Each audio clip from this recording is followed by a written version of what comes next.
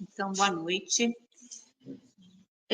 Nós vamos falar, então, da saúde do espírito frente ao aborto, mas antes de começar, eu gostaria de dizer que talvez a minha fala possa aflorar sentimentos de culpa em alguns de nós, porque, na verdade, muitos de nós podemos ter um histórico de abortos já cometidos em nosso passado.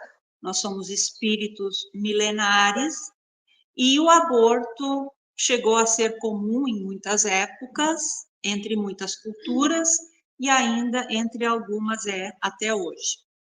Nós todos cometemos inúmeros equívocos durante a nossa longa trajetória, e o que eu vou trazer hoje não é absolutamente com o intuito de acusação ou de condenação a ninguém, mas simplesmente para nós clarearmos o nosso entendimento à luz dos ensinamentos espíritas, para que possamos parar de nos equivocar tanto.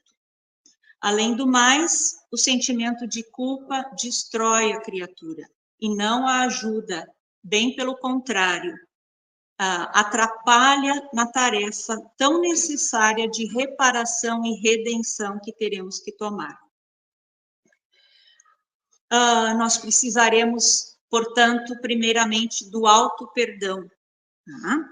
Deus quer com a culpa somente que nós identifiquemos, nós pontuemos os nossos equívocos e paramos de nos equivocar.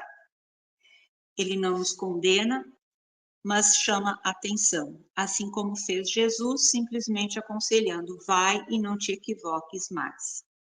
Que possamos, então, aceitar o fato de que nós somos imperfeitos, né? Cometemos inúmeros equívocos anteriormente e tudo bem, assim é a vida, ainda imperfeita, porque nós somos todos espíritos imperfeitos. Dito isso, então, vamos à nossa reflexão de hoje. Ué, passou sozinho? Numa revista Folha Espírita, nós encontramos um artigo por doutora Marlene Nobre, que foi médica ginecologista, fundadora da Associação Médico Espírita no Brasil, e autora de vários livros, entre eles esse que está na tela ali, O Clamor da Vida, Reflexões contra o Aborto Intencional. Ela faz uma descrição muito concisa sobre a ação dos nossos sentimentos na saúde do espírito que nós somos. E que eu acho que é bem importante nós compreendermos antes de entrarmos no assunto aborto propriamente. E no artigo ela diz assim, abre aspas, o espiritismo tem uma grande contribuição a oferecer à medicina e às escolas que lidam com a saúde humana. A Organização Mundial de Saúde ainda define saúde como o estado de completo bem-estar físico, mental e social. O Espiritismo, porém, amplia essa visão e ensina que saúde é o estado de completo bem-estar biopsicossócio-espiritual, pois ele leva em consideração os fatores biológicos, psicológicos, sociais e espirituais que influenciam o ser humano em sua passagem pela existência terrena. E, diferentemente da medicina do corpo, que ainda é exercida em larga escala nos dias de hoje, o espiritismo descortina um novo modelo, que é o da medicina da alma. No paradigma médico espírita, diz doutora Marlene, o ser humano é um conjunto complexo, constituído de corpo físico, corpos sutis e alma, como nós podemos ver nessa figura. A prioridade na direção desse conjunto é o da alma, ou seja, quem dirige esse conjunto somos nós, espíritos, ou o que nós chamamos de alma enquanto nós estamos encarnados. Compete, pois, ao espírito imortal a construção do seu destino terreno, e, consequentemente, a da manutenção de sua própria saúde. O que quer dizer isso? Que nós somos essa alma quando encarnados, tudo que nós pensamos e sentimos passa pelo nosso perispírito, tá? E reflete no corpo físico e vice-versa. Tudo que é feito ao corpo físico fica registrado no perispírito e a alma sente sua consequência. Segundo os princípios espíritas, continua a doutora Marlene, a questão saúde e doença está profundamente vinculada à lei de causa e efeito, ou o que nós comumente chamamos de karma. E André Luiz explica no livro Ação e Reação que karma designa causa e efeito, porque a toda ação corresponde uma reação. Quer dizer que está ligado às ações de existências passadas. Porque a vida que nós temos é uma só, eu não tenho outras vidas, eu tenho uma vida feita de várias experiências no mundo físico. Assim, então, o karma seria uma espécie de conta do destino criado por nós mesmos. E faz parte do sistema de contabilidade da justiça divina. Segundo esse princípio, a criatura humana tem de dar conta de tudo que ela recebe da vida, porque é dela. Ela tem que dar conta de todos os empréstimos de Deus, dos patrimônios materiais, da inteligência, do tempo, das afeições, dos títulos e também do corpo físico, que lhe é concedido para o aperfeiçoamento do espírito, para a conquista de amor e sabedoria. E ela fala mais. Aprendemos com os mentores espirituais que a percentagem quase total das enfermidades humanas tem origem no psiquismo. Assim, sentimentos como orgulho, vaidade, egoísmo, preguiça, crueldade são alguns vícios da alma que geram perturbações e doenças em nossos envoltórios. Quer dizer, ali no corpo espiritual ou perispírito, que é chamado. E, consequentemente, reflete em algum momento no tempo no corpo físico. Muito bem. Aí, ela diz, o estudo de toda doença é preciso levar em conta o perispírito.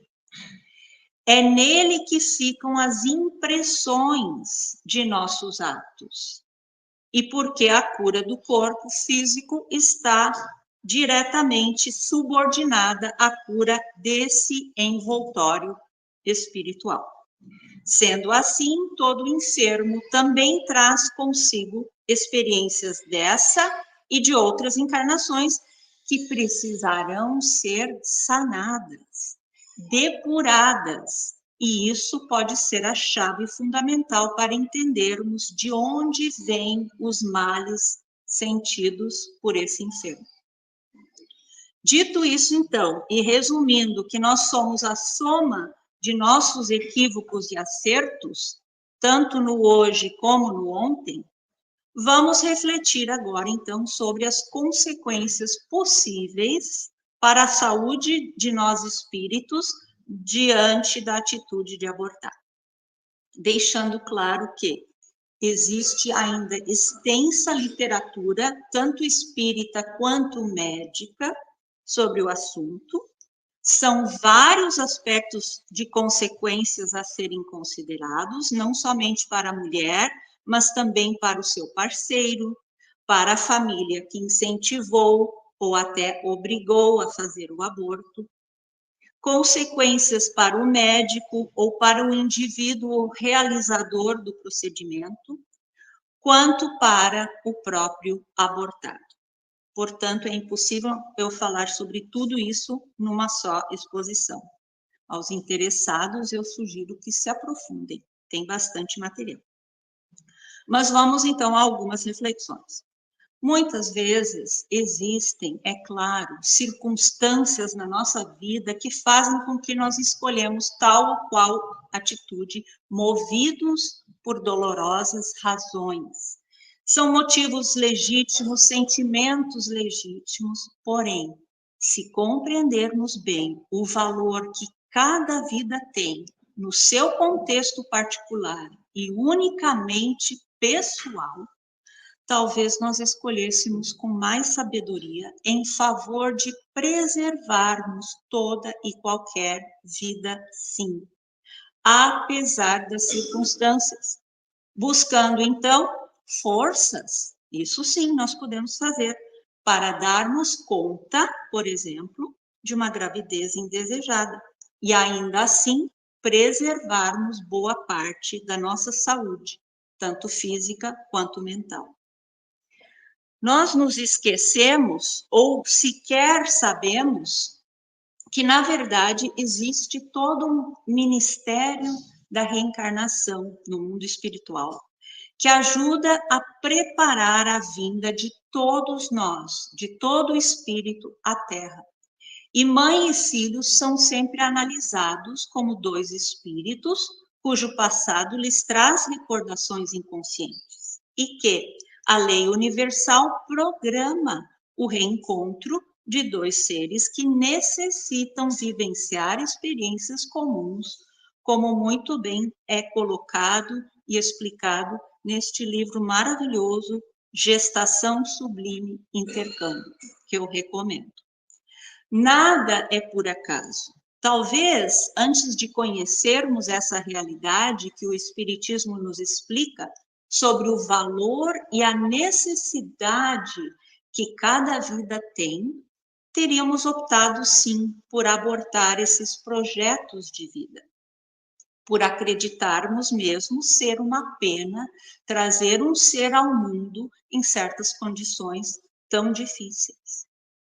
Condições de miséria, de doenças congênitas, que, aliás, são muitas vezes pretextos para querer justificar o abortamento. Situações de estupro, que sejam, mas nada é por acaso e não nos cabe julgarmos. Quando Jesus disse: não julgueis para não serdes julgados, na verdade, ele poderia estar nos alertando para o fato de que não existe, em realidade, aquilo que nós costumamos chamar de juízo de valores, pelo menos não como o entendemos, ou seja, nós não devemos julgar, porque o critério que nós comumente utilizamos para definir o que é bem e mal nem sempre é a verdade inteira, nem sempre está exatamente de acordo com a realidade, se analisada do ponto de vista da vida eterna daquele espírito, daqueles espíritos, que nós estamos nos propondo a julgar, no caso, né? Há sempre um motivo que pertence ao passado de cada um de nós e que comanda, inclusive, essa busca, essa atração pelas circunstâncias que nós colhemos em nossas vidas. Outra questão. No livro dos Espíritos, questão 880, nós lemos que, segundo a doutrina espírita, o primeiro de todos os direitos naturais do homem é o de viver. Razão pela qual ninguém tem o de atentar contra a vida do seu semelhante, nem de fazer o que quer que possa comprometer a existência corporal. Portanto, a existência corporal, no atual estágio de evolução em que nós nos encontramos, se dá através da concepção. E é uma oportunidade para um espírito que precisa reencarnar para continuar o seu projeto evolutivo. Assim como todos nós chegamos aqui por causa disso, tá? E assim, então, esta vida que nós abordamos, no caso, é a do espírito, que neste momento é só um projetinho físico que se iniciou. Projeto esse feito de células provindas, sim, da junção entre óvulo e espermatozoide e que formarão um novo corpinho para este espírito que precisa reencarnar. E aí, enquanto a medicina, os teólogos, os políticos, a sociedade discute se há ou não vida naquela célula, naquele embrião, alegando assim não ser crime o ato de abortar, nós, na doutrina espírita, compreendemos que a vida é justamente do espírito pré-existente e que já dá, inclusive, coordenação a essas células. Desde a concepção, ele está ali. E ele comanda todo o desenvolvimento subsequente. Sem o espírito, não há vida. Mas a vida é do espírito. Agora, se essa concepção surgiu de um simples intercurso sexual com ou sem afeto, com violência, abuso ou envolto de muita miséria, isso não importa. Mas é a oportunidade e talvez a muito aguardada para este espírito errante, cuja história nós não conhecemos e não podemos julgar. Que participou, inclusive, de um trabalho de planejamento, muitas vezes árduo, para sua nova vinda, até que surgissem as condições adequadas, com as pessoas corretas para o seu reaprendizado. Isso não foi fácil de programar. Então, meus irmãos, o aborto nem precisaria existir, uma vez que nós compreendemos essas realidades. No Livro dos Espíritos, a questão 357 ainda nos diz sobre o aborto, que para o espírito abortado é uma existência nula que terá que recomeçar. E aí eu lhes pergunto, quando alguma coisa foi tão difícil de prepararmos, planejarmos todos os detalhes, nós não ficamos frustrados se tivermos que jogar toda essa programação no lixo e começar tudo de novo? Nós já pensamos nisso? Nós não sabemos e nem devemos julgar em que condições podem ou não um espírito encarnar. Deus é infinitamente justo e bom, haverá de ter uma razão. Não conhecemos a trajetória de erros e acertos desse espírito que quer reencarnar.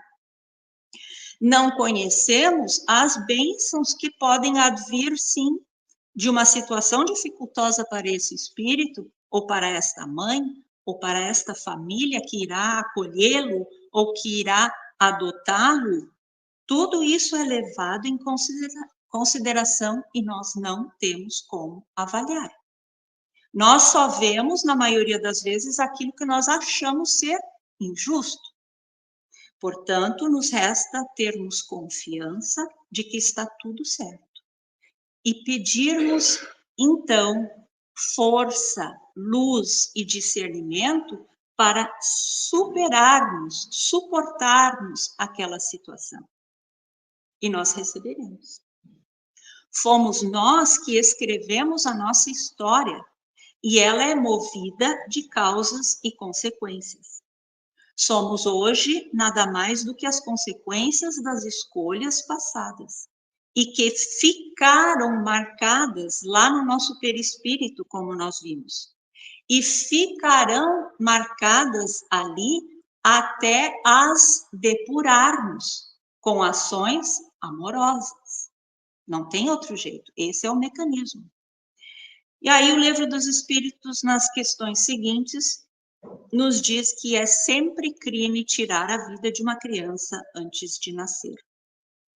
porque estaremos impedindo esse espírito de vir e suportar as provas das quais esse novo corpo deverá servir-lhe de instrumento. E que, num único caso, é que poderemos abortar uma criança quando a mãe corre risco de vida. Então, será preferível desistir da vida que recomeça do que a que já está em andamento. Muito bem, outra coisa, muito séria. Nós precisamos tomar muito mais responsabilidade sobre a nossa conduta em relação ao sexo e em relação às pessoas com as quais nós nos deixamos envolver afetivamente, porque nós criamos vínculos importantes com aqueles com quem nós dividimos a nossa intimidade sexual.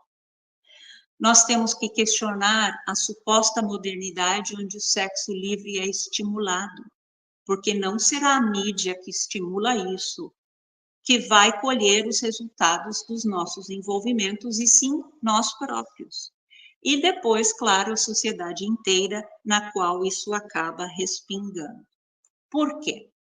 Porque sentimentos são tocados cada vez que há permuta entre os corpos físicos. E nós responderemos a nível muito maior do que imaginamos por essas trocas. A permuta energética que ocorre entre duas pessoas durante a troca de intimidades é de perispírito a perispírito e deixa fluidos emantados um no outro, provenientes do psiquismo de cada um, e que acabam influenciando, sim, os envolvidos. Positivamente, se forem bons, é claro, e daí o sexo é bom, ou negativamente, se forem ruins. Essas conexões são poderosas, independentemente do quão insignificante nós possamos achar que tenha sido aquela relação. Por quê? Porque são energias criadoras. Sexo, na verdade, é energia criadora e, por essa razão, cria algo. Cria não somente novos corpinhos, gente, mas eflúvios perispirituais que contribuem para a energia de enfrentamento na vida, boas ou ruins, sendo, inclusive, mais um fator de influência em nossa saúde. Voltando novamente ao aborto, esse livro, Temas de Valorização da Vida. Cada vez que frustramos a vinda de um ser a este mundo, respingam consequências não tão agradáveis em todos os envolvidos. Muitas vezes é o próprio sentimento de culpa que corrói a mulher, por exemplo. Porque no fundo das nossas almas, todos nós carregamos na consciência aquilo que é lei, aquilo que é luz. Nós não precisamos de juízes externos, embora tenhamos muitos. Inconscientemente, nós mesmos nos julgamos. Outras vezes, através do ato abortivo, nós adquirimos desafetos, mais ou menos furiosos na sua obstinação de nos atordoar a vida, consequente dessa frustração que sentiram ao serem abortados e que às vezes ainda viram os nossos obsessores. Eles estão magoados, assim como nós também talvez ficaríamos se fôssemos rejeitados. Os psicólogos que trabalham com terapias de regressão irão confirmar que há relatos de mágoas sentidas já na fase embrionária do ser em formação, ou seja, se o feto ainda nem tem cérebro, como que ele conseguiu processar esses sentimentos? Portanto, comprovando que ali há vida, sim, a do espírito imortal, que sente, que ouve, que grava. Bom, talvez pensássemos ainda, mas esse é só um projeto de corpo físico, né? Não é nada, nós podemos vir a fazer outro corpo físico para esse espírito que quer encarnar. E provavelmente faremos, mas enfim, sim, nós podemos fazer outro. Mas para este espírito que precisava reencarnar, isso pouco importa. Ele sim permanece como espírito imortal que é, e muitas vezes ele se sente rejeitado. Outras ele revolta-se contra aquele ou aqueles que frustraram sua oportunidade de vir. É claro que isso não é regra, porque nós também podemos estar recebendo um espírito bom, um pouco mais evoluído, que ele então irá nos perdoar, compreender a nossa falibilidade e esperar tranquilamente outra oportunidade. Mas isso nem sempre é verdade, né? É mais exceção. Na maioria das vezes, o espírito se decepciona, pois ele teve todo aquele planejamento traçado para a sua vinda. E muitas vezes ele teve também que buscar coragem tremenda para vir naquela situação, com aquelas pessoas. Mas que foi então a circunstância que surgiu como oportunidade para ele, mas que esta então lhe foi frustrada. Outra consequência é que nós, na condição de mulheres, poderemos vir a apresentar várias enfermidades no aparelho uterino. Aqui eu não vou me ater a todas, mas tem uma lista enorme de consequências, né? No aparelho uterino ou no de reprodução, nas mamas, etc., consequentes de abortos repetitivos cometidos no pretérito. E tanto para o corpo feminino quanto no masculino respiram essas consequências. Sem falar que as emoções negativas que nós sentimos, todas geram também consequências físicas em nós. A depressão, o remorso, que leva muitas vezes ao suicídio, e a gente não entende por quê. Como podemos ver neste livro, né, aqui, temas, organizado por Paulo Bastituta Novaes. Aqui obtemos bastante informação sobre as repercussões do aborto nessas páginas. Muito bem.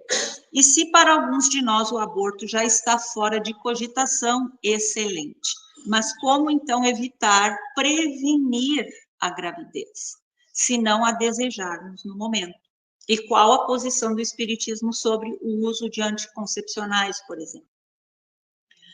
Nós entendemos que é na concepção que se dá a ligação entre espírito e matéria. Portanto, os métodos que evitam a concepção são aceitos. O uso de anticoncepcionais é o meio de se fazer planejamento familiar para que a família seja programada, se constitui e se multiplique com equilíbrio, o que seria o ideal. A procriação é o que dá, obviamente, a oportunidade da reencarnação a um espírito que necessita voltar à vida física para continuar a sua evolução. Mas a procriação é uma das tarefas que nós temos nos papéis de homens e mulheres e, de preferência, então, como mães e pais que permanecerão juntos numa relação saudável, formando uma família equilibrada. Porém, essa não é a única tarefa que nós seres temos, a de procriar. Não reencarnamos unicamente com esse objetivo. Tem espíritos com outras tarefas que se destinam a abraçar outros empreendimentos na vida do que ter filhos, e mesmo assim o sexo poderá fazer parte de suas vidas. Então, a questão do controle da natalidade deve ser examinada observando a intenção de quem a pratica. O que será levado em conta são as escolhas egoístas que fizemos sobre a maternidade. E, obviamente, que o mau uso do livre-arbítrio, através do abuso do prazer sexual e da promiscuidade, gerará consequências mais desagradáveis para o espírito de qualquer gênero. E é o que mais tem provocado repercussões pejorativas para todos nós nos últimos séculos. Não tenham dúvida. Quem assistiu ao filme Nosso Lar 2 vai lembrar de como o personagem principal, o Otávio, com a sua leviandade, magoou companheiras com quem ele teve relações irresponsáveis, trazendo inclusive um filho ao mundo que ele nunca assumiu, e por mais de uma encarnação veio esse mesmo filho e ele não assumiu. E este ficou magoado também. Vínculos que, por mais banais que nós possamos considerar, afetam os seres humanos e podem ficar, muitas vezes, magoados por não terem sido considerados, por não terem sido cuidados. Então, o uso de anticoncepcionais não significa liberação sexual desregrada, mas tão somente um modo de se planejar adequadamente e com responsabilidade as nossas tarefas. Que usemos das medidas preventivas se não nos acharmos prontos ou em condições de gerar uma vida. Que ensinemos os nossos jovens também a se responsabilizarem por seus vínculos.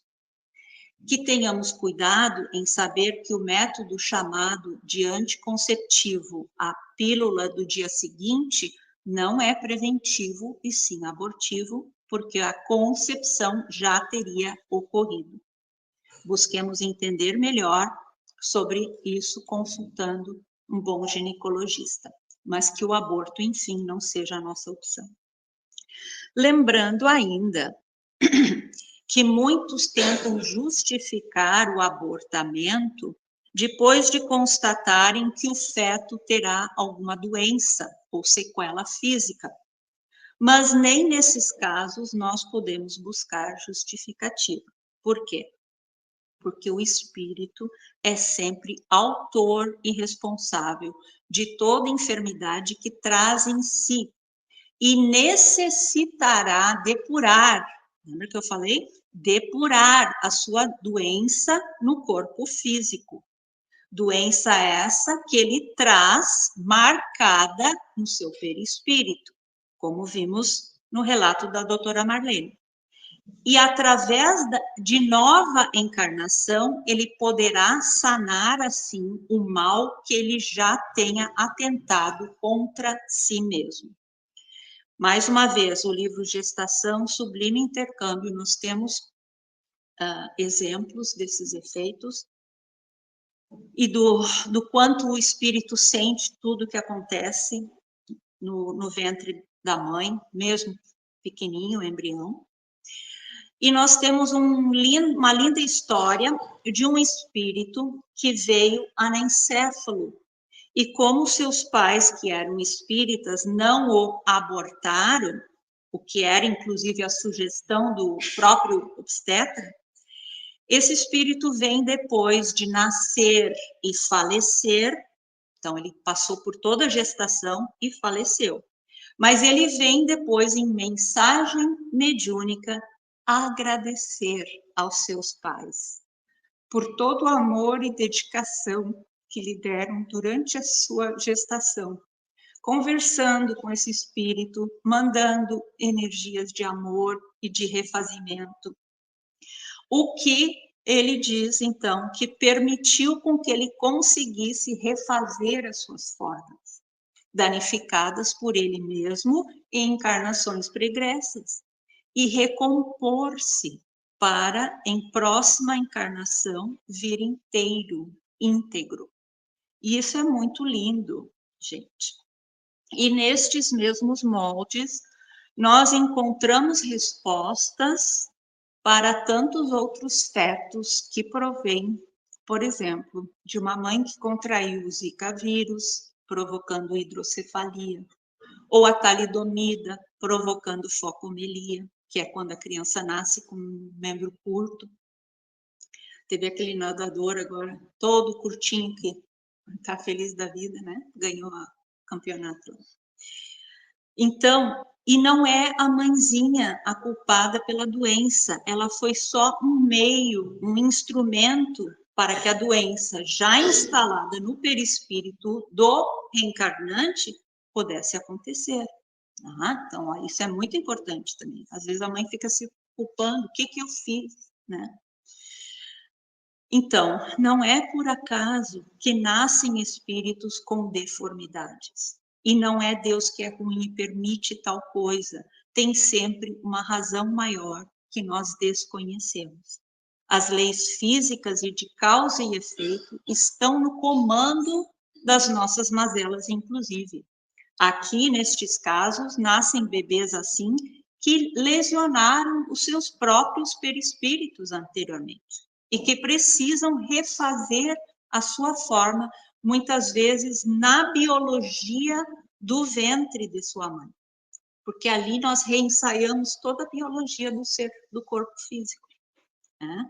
E porque de outra forma não logrou ser feito, porque embora lá no mundo espiritual nós recebemos pela equipe médica todo um amparo na reconstrução e recomposição das nossas formas, nem sempre é possível fixar as nossas formas pela gravidade da agressão pretérita que fica remoendo em nossa mente.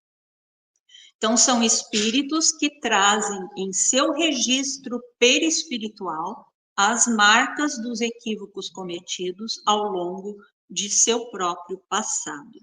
Nada fica sem conexão quando nós estudamos os preceitos e mecanismos do Espiritismo.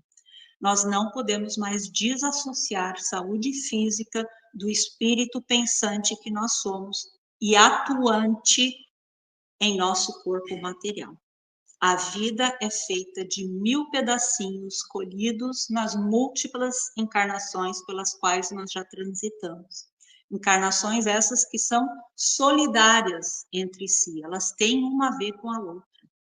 O bebê que hoje pulsa no interior da mulher não pode ser visto como um simples aglomerado de células e moléculas, nem tampouco como uma alma recém-criada e sem passado. Ele não é um estranho no ninho. Há toda uma história por trás de nós, toda uma dinâmica envolvendo a escolha dos pais, as condições favoráveis ou miseráveis, não importa. E ainda, se nós acharmos que o aborto seja uma solução fácil e que acaba o problema por ali, nós nos enganamos mais uma vez. Eu trouxe ainda da medicina convencional, tem um documentário chamado The Silent Scream, e o médico Dr. Bernard Nathanson detalha os procedimentos feitos por abortistas. E ele mesmo cometeu mais de 60.000 procedimentos abortivos, e ele conta que depois do advento da ultrassonografia, quando ele então pôde presenciar o horror que era para o feto os procedimentos realizados, ele deixou de prosseguir abortando e ainda saiu a fazer campanha pró-vida. Por quê? Porque ele viu que o feto reage, se esquiva dos instrumentos usados, ou seja, ele sente sim a agressão. São realidades, gente, que nós precisamos conhecer. Nós somos espíritos vivendo uma experiência material. Nenhum dos procedimentos é simples ou totalmente seguro. Alguns são bastante danosos, mas isso ninguém conta para as mulheres. Inclusive, relata o Dr. Nathanson, que foi guardado em silêncio por muito tempo por ser um grande negócio para a indústria abortista, o aborto.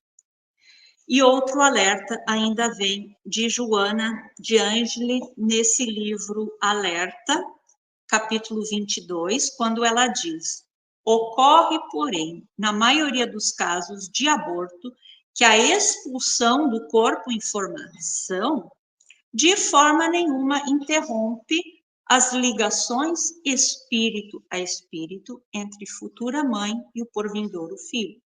Né? Então, olha os vínculos poderosos gerados com a energia sexual.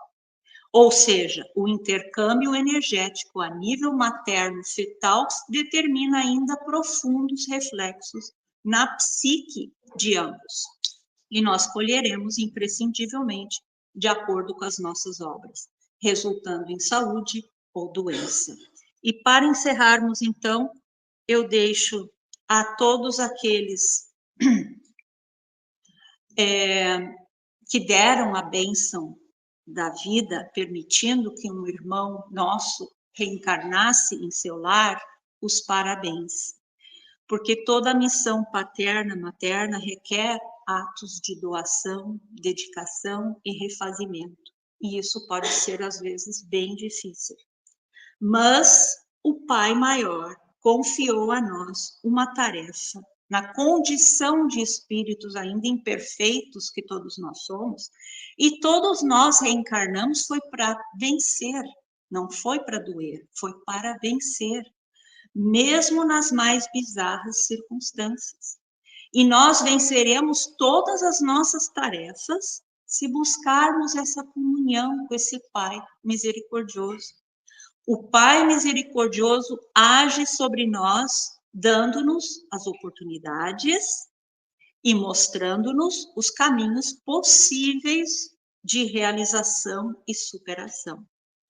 E é através dos mecanismos de boa sintonia que fizemos, então, uma boa ligação, quando, então, nós acessamos o auxílio de irmãos mais elevados que nós e que têm a condição de nos ajudar. Mas quem escolhe a companhia espiritual desses somos nós mesmos, né? Quem colhe os efeitos físicos ou mentais somos nós mesmos.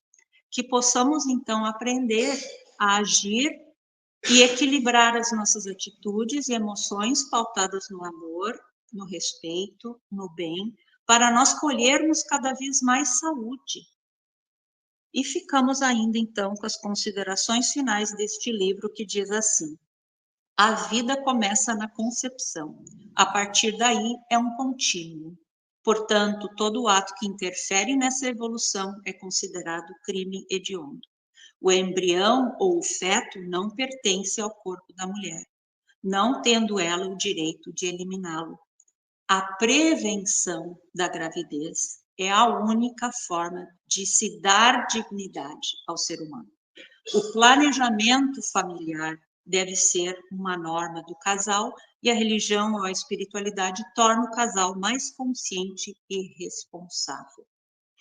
E mais uma vez recorremos ao conselho final de Joana, quando ela diz: diante do aborto em questão, procura pensar em termos de amor, e o amor te dirá qual a melhor atitude a tomar em relação ao filhinho em formação, conforme os teus pais, genitores, fizeram contigo, permitindo-te renascer. Que assim seja.